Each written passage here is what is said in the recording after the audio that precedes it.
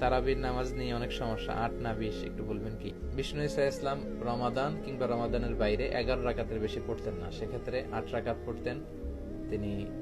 তারাবি বলেন বা কিয়ামুল লাইল বলেন, যেটাই বলেন, আর বাকি 3 রাকাত ছিল বেতের পড়তেন। পরবর্তীতে উমরে ফারুকের সময়ে উনি সাহাবীদেরকে বিচ্ছিন্ন হয়ে রাত্রিবেলা মসজিদে নামাজ পড়তে দেখে একত্রিত করলেন, তখন থেকে 20 রাকাত চালু হলো। মসজিদে নববীতে, মসজিদুল হারামে আজও 20 রাকাত হয়। আমি আল আজহার ইউনিভার্সিটি থেকে ব্যাচেলর করেছি, সেখানেও 20 রাকাত হয়।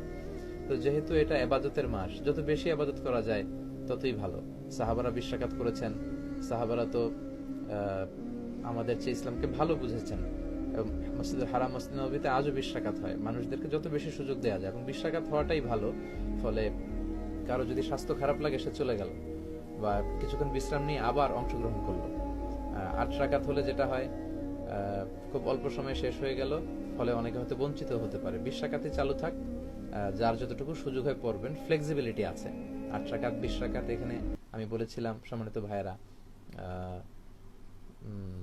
কোয়ান্টিটি ধর্তব্য না, মানে কয় রাকাত এটা বেশি গুরুত্বপূর্ণ না, গুরুত্বপূর্ণ কোয়ালিটি, কত ধীরস্থির ভাবে, কত স্মুথলি আপনি পড়ছেন। আলহামদুলিল্লাহ